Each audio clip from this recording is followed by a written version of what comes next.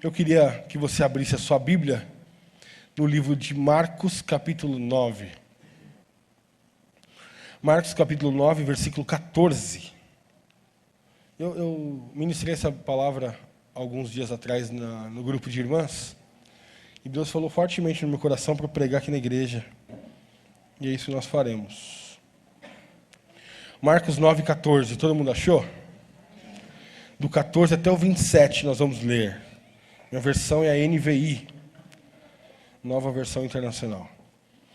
Quando chegaram onde estavam os outros discípulos, viram uma grande multidão ao redor deles e os mestres da lei discutindo com eles. Logo que todo o povo viu Jesus, ficou muito surpreso e correu para saudá-lo.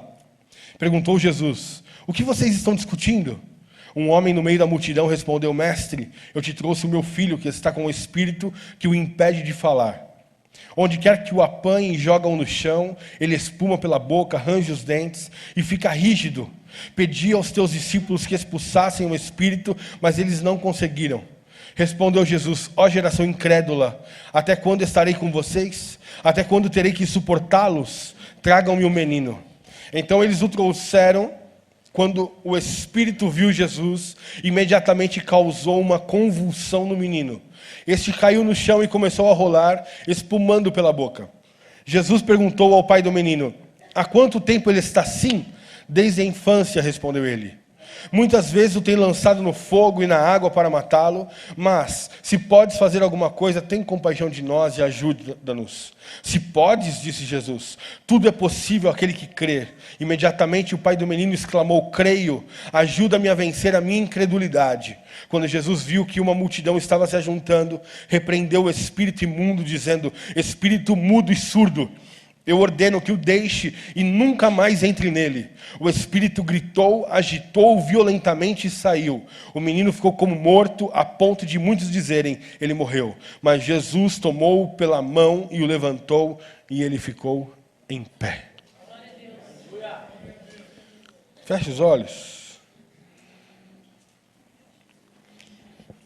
Pai, a tua palavra diz que se a semente cair numa terra boa, ela frutifica 30, 60 e 100 vezes. E essa semente é a sua palavra. Eu peço que o Senhor trate na nossa semente. Peço que o Senhor trate no nosso coração, na nossa terra, e que essa semente da palavra possa frutificar nessa noite. Em nome de Jesus. Amém. Todos os irmãos aqui sabem que nós, da igreja, nós temos uma aliança com a pastora Ezenete, da Igreja Batista da Lagoinha. Nós somos cuidados. Eu não acredito muito em cobertura espiritual, mas eu acredito em aliança. E eles têm nos ajudado e direcionado em muitas coisas. Confesso que quase nesses 2 anos que nós estamos aqui, vai fazer agora em outubro 2 anos, no primeiro ano nós estivemos em janeiro com eles, na Estância Paraíso. E o direcionamento de Deus para aquele tempo foi de um novo tempo, de um novo lugar. Deus mostrava nitidamente para nós saindo de um quarto, indo para outro lugar. Um quarto que tinha muitas coisas, muitas ferramentas.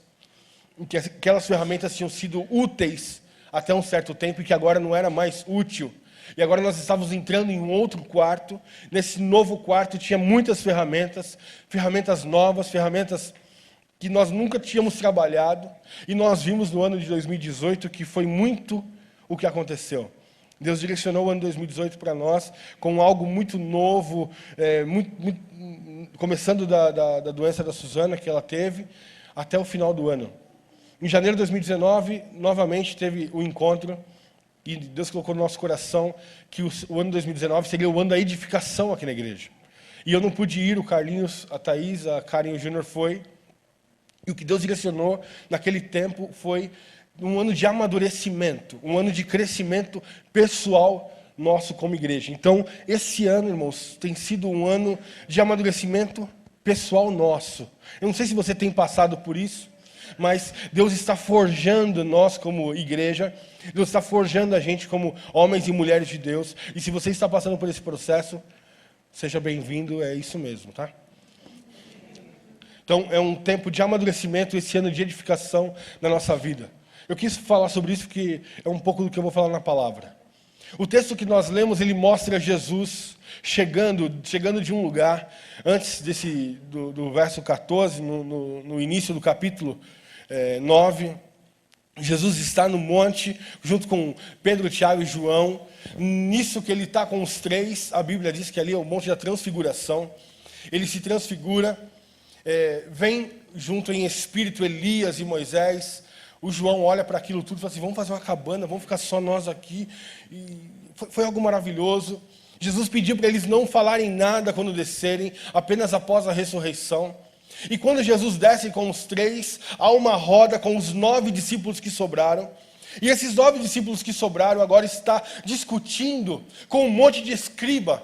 E tem um monte de gente, e Jesus olha e fala, o que está acontecendo? Que esse alvoroço todo? Quando Jesus faz isso, a Bíblia diz que eles saem do lugar que eles estão e vão saudar Jesus. Quando eles chegam para saudar Jesus, Jesus toma um susto, porque em seguida vem o pai de um menino, e esse pai está passando por um problema muito grande. O filho dele tem um espírito maligno que dá convulsão, o espírito maligno que muda o comportamento dele, e ele está desesperado. E ele chega para Jesus e conta o caso. Jesus, eu estou com um menino, esse menino está com convulsão, eu pedi para os seus discípulos expulsar o demônio, eles oraram, mas não conseguiram expulsar. Jesus ali dá uma bronca, entre aspas, nos discípulos. Que geração incrédula que eu estou gerando. Os caras estavam andando com Jesus, Jesus chama eles de incrédulos. Até quando vocês acham que eu vou ficar aqui? Até quando vocês não vão acreditar naquilo que vocês já receberam? Jesus chama o homem, e quando Jesus conversa com o homem, ele pede para chamar o menino. Quando ele pede para chamar o menino, no mesmo momento que ele fita os olhos do menino, a Bíblia diz que o espírito que estava no menino se manifesta. E ele se manifesta de uma forma violenta, ele se joga no chão, e ele começa a ter convulsão. E é aquela cena que você já conhece, que você já viu. Jesus vê aquela cena daquele moço, e Jesus vira de costas para o moço. E fala com o pai do moço. E começa a perguntar o que estava acontecendo, o que ele tinha. E o pai do moço começou a contar a história. Não, desde criança, ele nasceu assim, e não sei o quê. Nós estamos desesperados. Ele já foi lançado no fogo, ele já foi lançado na água. Foi um desespero só. E ele chega para Jesus e fala assim, mas será que você pode ajudar a gente? Aí Jesus interroga ele, como assim se eu posso ajudar vocês? É claro que eu posso. Você não tem fé? Você duvida? E a resposta dele foi exatamente essa, eu sou incrédulo. Me ajude a crer novamente. A Bíblia diz que Jesus chega até o moço e expulsa o demônio de mudo e surdo. Naquele momento ele cai como morto, como se estivesse morto. Jesus o levanta, e quando Jesus o levanta, ele volta à vida. Esse é o texto que nós lemos aqui de Marcos 9, de 14 a 27. Vamos ver o que a gente vai aprender de Jesus a partir de agora. Amém, queridos? Primeiro ponto que eu queria conversar com vocês é o estrago que Satanás faz em uma pessoa, em uma casa. Imagina a vida desse moço sem ter controle, muitas vezes, da situação, do seu comportamento. Ele era controlado por um espírito maligno. A qualquer momento o espírito tomava ele, lançava ele na água, lançava ele no fogo. Ele era controlado por demônios. Como era difícil a vida desse menino. Eu penso também no medo do pai e da mãe dele, sabendo que o demônio fazia aquilo com ele. O desespero do pai e da mãe, poxa, já caiu, tentou afogar, já tentou jogar numa fogueira. O desespero dos pais ao verem um filho passando por isso. Esse desespero ele pode crescer à maneira do bolso, porque o pai e a mãe que vê o filho numa situação dessa, o que tiver ele paga para poder tirar, sim ou não? Não tem. O que for precisar pagar eu pago, mas pelo amor de Deus, cura meu filho. Muitas vezes nós estamos nessa situação de desespero. Porque Satanás aprisionou ou aprisiona a mente, a alma da nossa família, a sua, e nós não sabemos mais o que fazer. Mas deixa eu falar uma coisa, hoje até o final desse culto, a libertação chega na sua casa. E eu peço que a intercessão entenda isso. O pai leva o menino até Jesus. Só de olhar para Jesus, o Espírito já se manifesta. E a cena é triste, irmãos. É triste porque uma pessoa possessa, controlada por demônios, não é bonito de ver. Mas algo me chamou muita atenção, e esse é o ponto que a gente vai conversar. Um dos pontos que a gente vai conversar é esse. A hora que Jesus chega perto do menino, ele manifesta o demônio. Ele se joga violentamente. E mesmo assim, Jesus não foi expulsar o demônio. Jesus virou de costa e foi conversar com o pai. Jesus não podia ter feito ao contrário? Ele pode bater a cabeça aqui, expulsar o demônio, sai! Agora eu vou falar com o pai? Jesus faz uma engenharia um pouco inversa. Ele vê a cena, deixa a cena e chama o pai. Ô pai, o que está acontecendo? Deixa eu falar uma coisa. Jesus, ele está interessado e ele sabe que o que nós precisamos mudar é na raiz. Não adianta Jesus ter expulsado o demônio dele e a fé daquele homem ou a crença daquele homem não ter sido mexida. Vocês entendem isso, irmãos? Jesus deixa no sentido de, eu estou no controle, eu estou aqui. Mas antes de mudar esse comportamento, antes de mudar essa situação, eu quero entender, o que está acontecendo, pai? Deixa eu entender a raiz do problema. Deus não passa flanelinha em nós. As igrejas que vendem milagre estão vendendo flanelinha de Jesus. Se nós não entendermos o real motivo do que nós somos, quem somos e de quem é Deus, nada adianta. Jesus deixa a situação e vai para a raiz. E hoje Deus quer tratar na nossa raiz.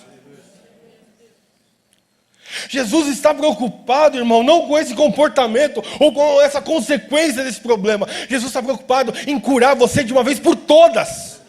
Em sarar a sua casa de uma vez por todas. Chega de viver só remediando. Hoje Jesus vai mergulhar em você. Glória a Deus.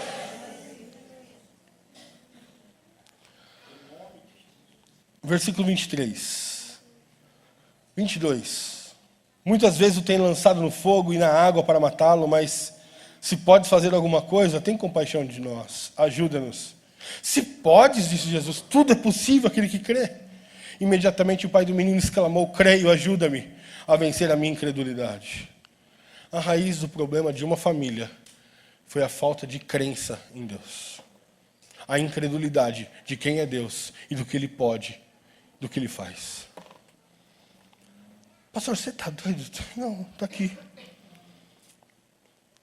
E esse tipo de incrédulo não é aquele incrédulo que não crê mesmo em Deus. É aquele oscilante. É aquele que, será? Será que Deus vai fazer mesmo? A incredulidade é a raiz de todos os problemas, de todos os pecados. Eu vou te provar isso. Eu estava pensando, enquanto eu estava escrevendo o meu esboço, eu estava pensando sobre surdo e mudo. E eu lembro que quando o anjo chega para Zacarias e fala para ele que João Batista nasceria, a Bíblia diz que Zacarias fez o quê? Duvidou. O anjo falou o que para ele? Já que você duvidou do que Deus vai fazer, você vai ficar sem falar até o nascimento do menino. Sim ou não? Foi isso que aconteceu no texto? A incredulidade faz com que a gente não tenha força nas palavras. O ser mudo é aquele negócio de ser otimista. É bom ser otimista, lógico que é bom ser otimista, mas Deus não chamou a gente para ser otimista, Deus chamou a gente para ter fé. E quando nós somos incrédulos com quem Deus é, e o que Ele faz, o que Ele fez, o que Ele pode fazer por nós, a gente fica como se fosse mudo e surdo. Nada do que a gente fala tem poder. E nada do que a gente ouve entra no coração. Porque quando nós ministramos a palavra de Deus não é para preencher a sua alma, presta atenção nisso. A palavra de Deus não cura a sua alma, a palavra de Deus entra no seu espírito, e o seu espírito manifesta a palavra de Deus, cura a sua alma. É legal que às vezes você vai num lugar, você ouve uma palestra, nossa, que delícia. A palavra de Deus não, a gente tem que sair daqui com raiva. É diferente os sentimentos. Raiva, por quê? Por que eu estava vivendo dessa forma, sendo que eu sirvo um Deus vivo, que pode mudar a minha situação, e eu continuo vivendo da mesma forma? Nós vivemos como mudo e surdo, porque nós não cremos naquilo e naquele que tem todo o poder. Deixa eu te falar uma coisa, a Bíblia diz que passará céus e passará terras, mas a palavra do Senhor não passará. Por que você duvida? A igreja de hoje, eu como pastor, a pastorada toda, às vezes nós nos reunimos e perguntamos assim, como que vai ser o futuro da igreja? Essa geração, será que essa geração vai? Eles querem saber de não sei o quê, eles querem saber não sei o que lá. Mas hoje Deus falou muito nítido comigo. Ele disse assim, as coisas podem mudar, mas a minha palavra, a igreja não muda. O Senhor levanta, o Senhor tira, o Senhor muda a situação. Eu creio nesse Jesus. Se você querer, aplaude Ele.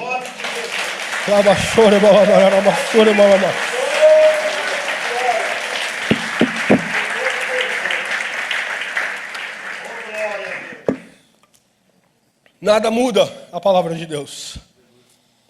Marcos 6,7 diz assim, chamando os 12 para junto de si. Marcos 6, antes de 9, presta atenção nisso. Chamando os 12 para junto de si, enviou-os de 2 em 2 e deu-lhe autoridade sobre os espíritos imundos. Os discípulos já tinham autoridade para expulsar aquele demônio, dada verbalmente por Jesus. Mas a falta de fé deles faz com que eles não vivam aquilo que Deus deu, entregou, e faz o quê? Eles buscarem.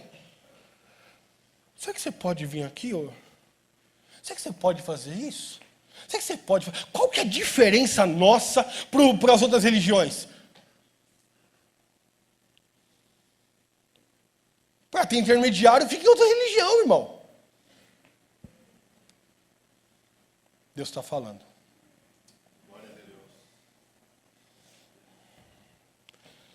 A falta de fé nossa faz com que a gente surfe em outras ondas. Qualquer um que fala uma coisa bonita, a gente nem conhece a Bíblia. Tem gente compartilhando tanta bobeira no Facebook, vocês estão aqui na igreja. Tem pastor pregando no Facebook que não está pregando a Bíblia. E vocês estão lá compartilhando porque é bonito. Se nós não aprendermos o que é verdade, qualquer coisa bonita engana a verdade. E eu não estou nervoso hoje. Graças a Deus. Glória a Deus. Eu estou aqui falando para você, para nós amadurecermos. Porque quando a gente estiver amadurecido em Deus, Deus vai fazer grandes coisas na nossa vida. Buscar, é bom buscar. Mas gente, pelo amor de Deus, os vícios nossos, vírgula, em nome de Jesus, os vícios vão cair por terra aqui hoje. Tem como raiz a incredulidade. Muitos vícios têm como raiz a incredulidade. Por quê, pastor? Porque nós substituímos a paz, o amor, a graça de Jesus no nosso espírito, na nossa alma, por algo que preencha. Ou seja, nós não cremos que o Deus de paz pode trazer paz para o nosso coração. Deus de poder. A ansiedade é o fruto da incredulidade. A ansiedade é a resposta da incredulidade. Quanto mais ansiosos nós somos, mais incrédulos nós somos. Tem alguém aqui que não é ansioso, pelo amor de Deus? Ansiedade é o jargão, que é o mal do século, mas ele é o mal de vários séculos, né, irmão? Porque não acaba, não muda. Nós já estamos aqui, é muito interessante quando começa o culto. Quando começa o culto que as pessoas estão chegando, que a gente fala para orar, a gente ainda está meio em órbita, assim, sabe? Tipo, como assim orar? Faz uma semana que eu não sei o que é orar.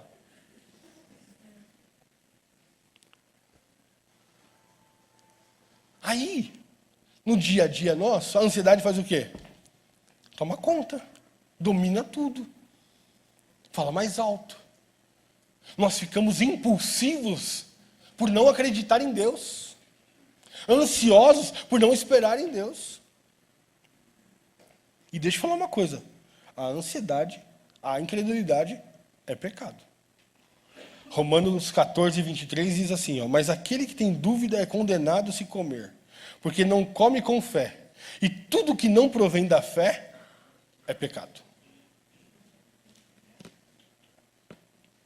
Fala para você mesmo, vai, não precisa olhar para aqui do lado. A ansiedade é pecado. Para de ser ansioso, coisa ruim. Eu queria que você abrisse a sua Bíblia no Salmo 78.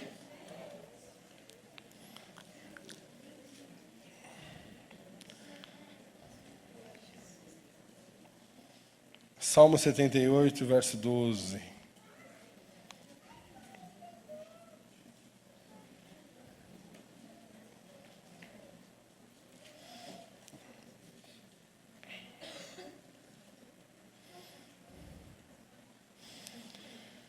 Do verso 12 ao verso 22. Olha esse texto, irmãos. Ele fez milagres diante dos seus antepassados na terra do Egito, na região de Zoan. Dividiu o mar para que pudessem passar, fez a água erguer-se como um muro. Ele os guiou como a nuvem de dia e com a luz do fogo de noite. Fendeu as rochas no deserto e deu-lhes tanta água como a que flui das profundezas. Da pedra fez sair regatos e fluir água como rio. Mas contra ele continuaram a pecar, revoltando-se no deserto contra o Altíssimo. Deliberadamente puseram Deus à prova, exigindo o que desejavam comer. Duvidaram de Deus, dizendo, poderá Deus preparar uma mesa no deserto? Ó 20, sabemos que quando ele feriu a rocha, a água brotou e jorrou em torrentes. Mas conseguirá também dar-nos de comer?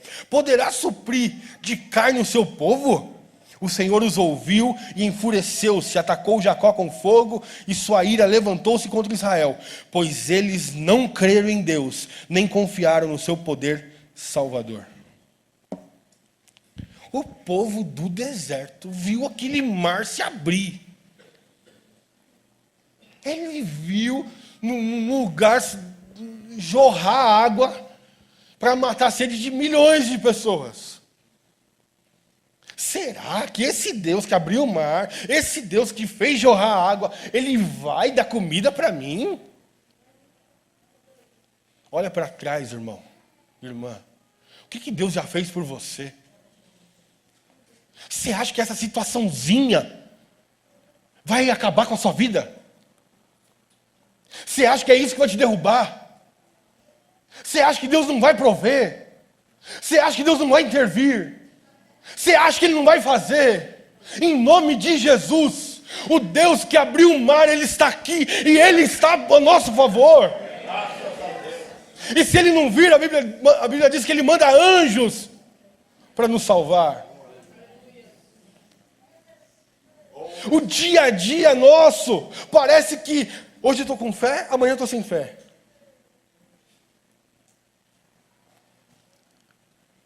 Temos amnésia, igual a gente briga, a gente bate tanto no povo, mas nós temos amnésia de tudo aquilo que Deus já fez, de tudo aquilo que Deus proveu.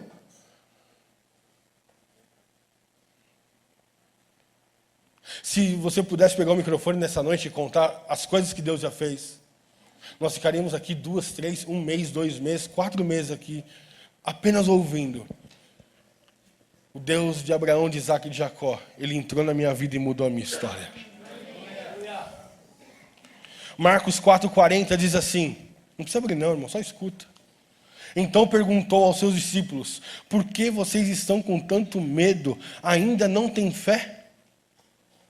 Jesus está lá no barquinho, é água para tudo que é lado, é vento para um lado, é onda para o outro, e vai para lá, e Jesus está tranquilo, está todo mundo desesperado, e nós também estaríamos.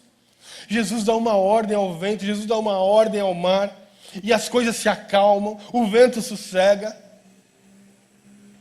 Aí Jesus vira para eles e fala assim, vocês estão com medinho do quê? O medo é o contrário da fé. Você tem medo do quê, meu irmão? Medo do futuro? Medo de não acontecer aquilo que Deus já prometeu para você? Medo do que pode acontecer com seus filhos? Medo de se perder? Medo de... Deus ainda é Pai.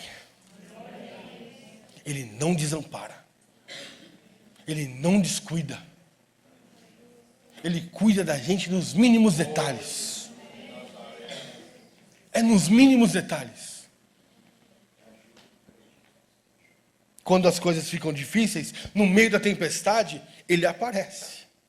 E deixa eu falar uma coisa, independente da sua fé, Ele sempre vai aparecer, porque mesmo que a gente seja infiel, Ele permanece fiel. Esse é o nosso Deus.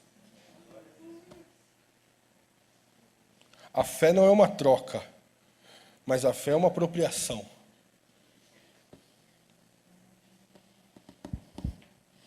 A salvação é apenas para os que creem.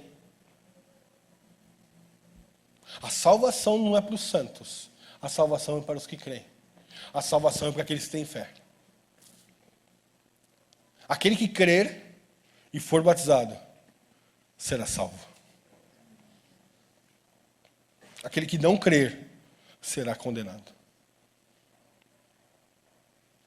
E aí?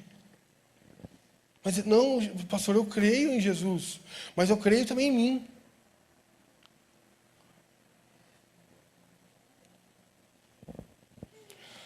Nós precisamos vencer essa... Perdão, irmãos. Vencer essa incredulidade, irmãos. Deixa eu falar uma coisa. A primeira coisa que tem que acontecer para nós vencermos essa incredulidade toda é a gente andar com gente que não tem fé.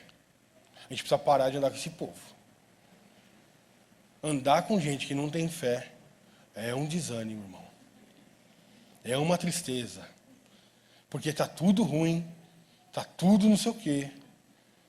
E é difícil. Então, se você anda com gente que não tem fé, troca o número do WhatsApp e esquece de entregar para ele. É a única forma hoje de você sumir. Aí quando ele te encontrar, você fala, puxa vida, eu perdi meus contatos. Olha eu te ensinando a mentira. Irmão, toma uma decisão hoje. Em nome de Jesus. A palavra é vida. Que saia da sua boca apenas palavras que encham o seu coração de fé e de esperança e de graça. Cuidado com o que você tem falado. A Ana Lúcia está aqui? A Ana está aqui? Não. Não? A Ana vai contar o testemunho dela aqui qualquer domingo desses. A Ana tinha Crohn.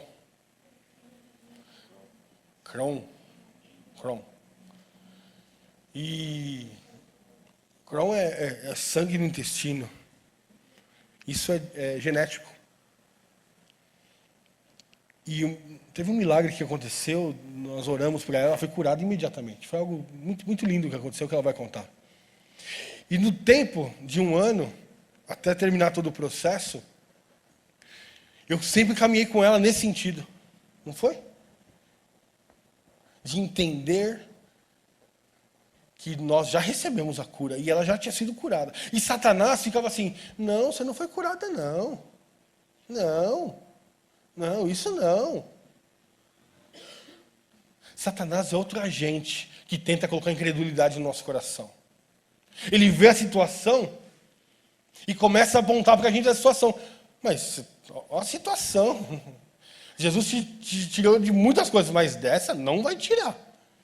Seus filhos nunca vão sair desse lugar. Deixa eu falar uma coisa para você. Todas as palavras que Satanás lançou no seu coração, elas são aniquiladas pela palavra da verdade hoje, em nome de Jesus. Essas palavras não prevalecem sobre toda a palavra que é lançada nesse púlpito pela palavra de Deus. Ore a Deus e peça para Ele te ajudar a vencer a incredulidade. Você viu o que o pai fez? Eu creio, mas assim, me ajuda a vencer a incredulidade, Senhor. Me ajuda a vencer isso. Mostra a Jesus as suas fragilidades. É isso que Jesus quer. Que a gente mostre para Ele quem nós somos de verdade. Jesus, eu estou falando aqui que eu creio, mas não creio em nada. Eu levantei a mão lá na igreja, mas assim, de verdade mesmo, eu não creio. E a palavra vem pelo ouvir. A fé vem pelo ouvir. E ouvir a palavra de Deus. Ouça a palavra de Deus. Ouvir a palavra de Deus, muitas vezes, principalmente hoje em dia, tem que tomar cuidado. Ouvir a palavra de Deus requer muita diligência para entender. Leia a palavra, irmãos. Deixa com que a palavra gere a fé necessária para o seu coração. Peça para que o Espírito, antes de você ler a palavra, preste atenção nisso, que isso aqui é prático. Você vai abrir a Bíblia para ler? Ore a Deus. Pai, me dá entendimento da Tua palavra. Eu sei que foi antes e depois de fazer uma oração dessa que minha vida mudou na palavra. Deixa eu confessar uma coisa aqui. Até 2007, 2006, eu não conhecia a história nem de Davi. Eu já estava muitos anos na igreja. Eu não conhecia nada da Bíblia. Em 2007 eu orei e pedi para Deus: Deus, me dá revelação na sua palavra. Eu tive vontade de comer a Bíblia. Eu tinha vontade de ler, eu tinha vontade de ouvir, eu tinha vontade de assistir. Deus me deu sede dele mesmo. A palavra vai gerando sede. A palavra gera sede no seu coração, meu irmão. Eu vou falar de novo. A palavra gera sede no seu coração. E viva de fé em fé. Cada dia é um dia. A nossa fé sempre é provada para aprovar. Todos os dias nós teremos desafios de fé. E Deus quer nos aprovar. Deus quer que a nossa fé cresça. Eu disse aqui uma vez, eu vou repetir. Quando Pedro andou sobre as águas, e aqui ninguém andou, na minha cabeça foi um baita passo de fé. Ele ouviu Jesus falar: vem, Pedro. E ele foi e andou. Quando ele andou, ele não andou em cima das águas, ele andou em cima da palavra de Jesus que foi revelada.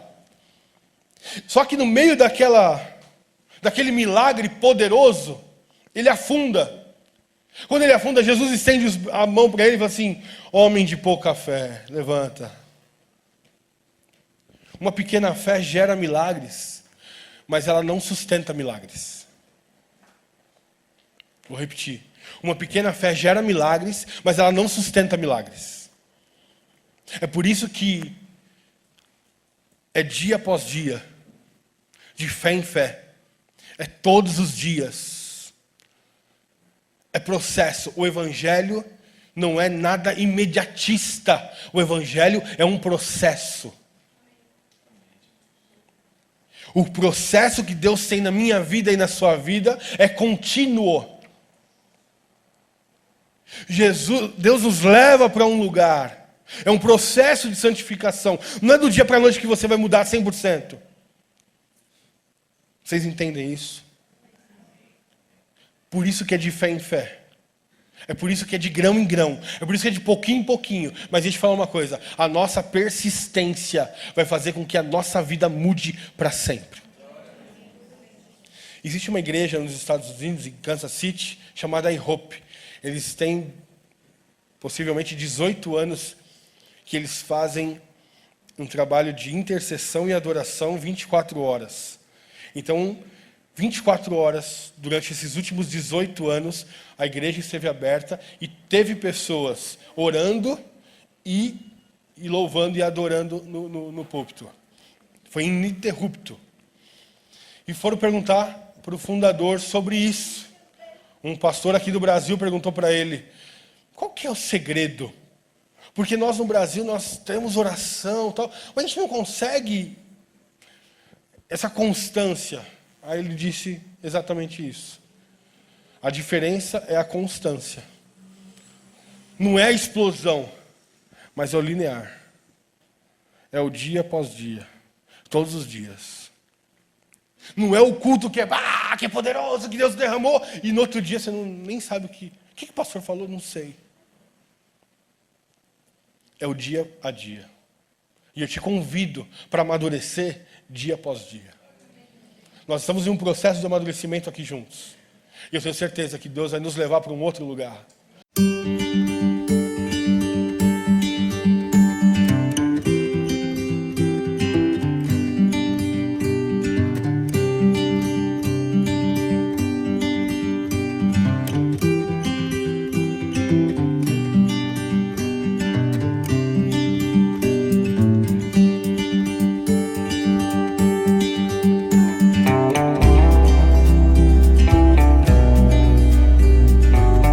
Domingos às 6:30 da noite tem culto da família na Way House Church. Venha estar conosco. Arujá Lagos Boulevard, Estrada de Santa Isabel, 1201, Sala 123, Arujá, São Paulo.